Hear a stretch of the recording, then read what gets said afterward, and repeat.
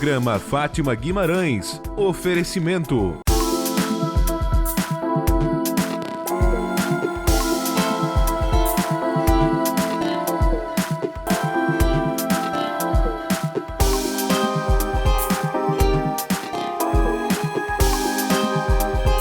Notícia que eu quero destacar aqui, eu tenho um texto para começar, que diz o seguinte: nos últimos dias, gente, ganhou repercussão uma petição pública contra uma médica que atua no Hospital Regional de Araranguá, em Santa Catarina, reunindo centenas de relatos de mulheres que afirmam ter sofrido violência obstétrica. As denúncias incluem intervenções sem consentimento, comentários agressivos e desrespeito aos planos de parto. Sério. Mas afinal, o que é violência obstétrica? A conversa agora é com a doutora Aline Marques, ela que é advogada criminalista, e ela vai destacar sobre este assunto, vem sendo discutido no momento. Não vai mais ficar por trás das cortinas. Vamos saber sobre o que está acontecendo de fato, o que já aconteceu? Vamos lá, como é que está? Tudo bem? Boa tarde, Fátima, tudo certo. Olha, é muito delicado toda essa situação. Agora, violência obstétrica. Violência obstétrica é crime? Sim, nós podemos definir algumas condutas que durante o parto se tornem violência obstétrica. Muito importante pontuar que nós não temos um crime chamado violência obstétrica. Aqui em Santa Catarina nós temos uma lei que define condutas que caracterizam a violência obstétrica. Então pode ser uma intervenção além do necessário, pode ser um desrespeito no trato com essa parturiente. Então são questões correlacionadas ao momento do parto. Além disso, nós podemos ter crimes ocorridos por causar uma lesão, causar um insulto, causar uma situação de humilhação para essa mulher. E aí, a depender da situação, nós teremos um crime. Violência obstétrica, ele não está enquadrado como crime, entre aspas, até tu não ter uma situação delicada. Exato. E começar a ser, sim, crime. Exato, nós podemos exemplificar com a situação de existe um procedimento chamado episiotomia, que é um corte na região íntima da mulher. Se esse corte for feito de uma forma displicente, ou seja, além do necessário, que cause uma lesão para essa mulher fora do esperado para esta cirurgia, nós podemos estar falando aqui de uma lesão corporal. Se essa mulher foi insultada durante o trabalho de parto, nós podemos estar falando de um crime de injúria, um crime de difamação que tenta humilhar essa mulher naquele contexto. Nós recebemos relatos dos mais diversos, Fátima. Alguns, na minha percepção, caracterizam até além e são tortura, porque o que essas mulheres foram submetidas realmente é impressionante. E este caso no Hospital Regional de Araranguá? Então, ele começa de uma investigação jornalística feita pela Natália Silveira, e aí dentro desse contexto eu fui chamada na qualidade de advogada, porque também tem outras mulheres que estão já com o processo em tramitação, e muitas informações vieram desde que nós divulgamos a notícia. São relatos que são impressionantes, e o que mais chama a atenção é que essas mulheres, elas não se conhecem, são mulheres de cidades diferentes que têm em comum apenas o local que tiveram seus filhos, e elas fazem exatamente o mesmo relato de situações muito semelhantes e violentas vivenciadas. E outro detalhe é que não são mães recentes, que tiveram bebê 1 mês, 2, são mulheres que já tiveram bebê há 15 anos, há 10 anos, que lá naquela época já aconteceu, e mulheres também de tempo mais presente relatando o mesmo tipo de procedimento. Então é impressionante como isso se perpetuou no tempo e se aceitou essa conduta. Mas por que todo esse boom agora? Então, essas mulheres assistiram uma reportagem e daí o papel da imprensa de divulgar, de informar, e perceberam que estavam naquela circunstância em situação de violência obstétrica. Porque é um detalhe importante, nós estamos falando de uma mulher em uma situação extremamente sensível, que o foco dela é o filho, é a filha que recém nasceu. Então, talvez aquela situação de violência nem seja percebida por ela, porque ela está confiando que ali é um local de ela buscar vida, saúde e não sofrimento. Então, por essas características, nós percebemos que essa mulher às vezes não percebe o contexto de violência e acaba não buscando.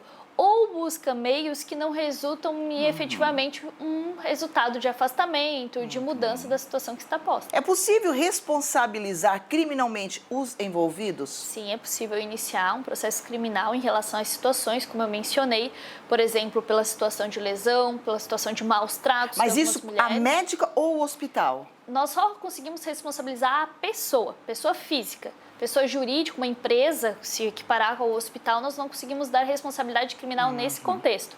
De toda forma, pode ser registrado o boletim de ocorrência para que a médica que participou da circunstância responda criminalmente. Além disso, pode-se buscar reparação cível. É muito importante entender que a esfera penal tem como objetivo punir, aplicar uma punição para uma pessoa que não seguiu as regras sociais. A esfera cível, indenizar. Que essa pessoa receba uma indenização enquanto vítima pela situação que ela vivenciou. Então, seja pelo tratamento médico, algumas mulheres tiveram que fazer outros tratamentos, inclusive psiquiátricos, para lidar com o trauma, ou eventualmente uma situação que a criança ficou com sequela. Então, tudo isso pode ser indenizado. A indenização pode ser buscada contra o hospital, inclusive sendo ele com vínculo público contra o Estado. E, doutora, existe um prazo para denunciar ou entrar com ação judicial nesses casos? Muito importante esse detalhe, Fátima, porque como eu mencionei, existem vítimas de tempos mais remotos, de 15, 20 anos. E aí? Nesse contexto, nós provavelmente não vamos conseguir mais sequer elaborar prova. Na esfera criminal depende do crime. Por exemplo, uma lesão leve que não deixou sequela nessa mulher tem que ser iniciada a investigação e a ação penal em até 4 anos. É um tempo relativamente pequeno. Agora, se nós estivermos falando da indenização, a indenização tem que ser buscada em regra até 3 anos da data que ocorreu o parto. Existem algumas exceções, por exemplo, a mãe, no momento do parto, não tinha 18 anos ainda, era uma adolescente. O prazo de 3 anos vai começar a correr de quando ela completar 18 anos. Mas, em regra, nós estamos falando de um período de 3 anos para buscar a indenização. Só que, além de iniciar a ação, tem que sempre pensar que tudo que a gente pede na justiça, nós precisamos provar.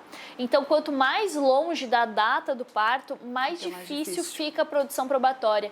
E aí a gente está falando de um ponto que merece muita atenção, que é a produção de prova. Doutora Aline, a gente fala tanto em saúde mental e, inclusive, eu tenho um projeto sobre saúde mental e logo você vai ficar sabendo detalhes também sobre este projeto. E o que está acontecendo com o ser humano, né? O que está acontecendo com a mente das pessoas?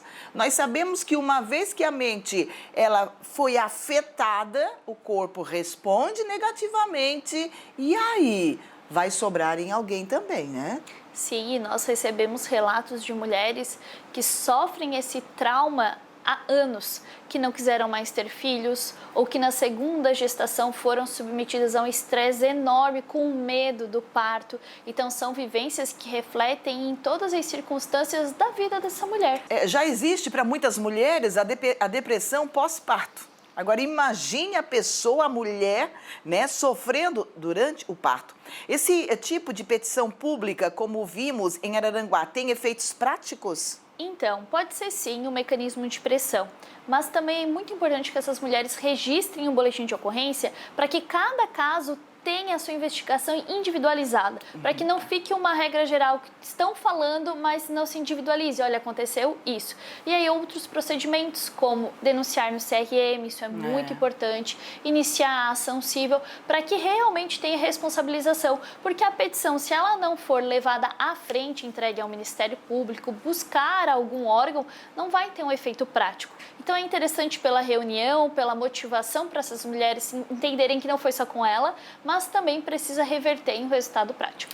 Porque se a mulher já sofreu estes traumas, né, neste momento tão delicado, tão sublime, ela vai ter também um certo medo, um certo receio de estar fazendo a denúncia. Então, tudo é muito delicado. Sim, né? Essa mulher está muito vulnerável. Por isso que é sempre importante ter um apoio, ter uma família, ter um contexto que impulsione essa mulher para que ela consiga buscar o seu direito. E um advogado de confiança que realmente, principalmente mulher, né, que também já tem a sua história de mãe, já passou pelo momento, enfim, né, e sabe entender a outra mulher.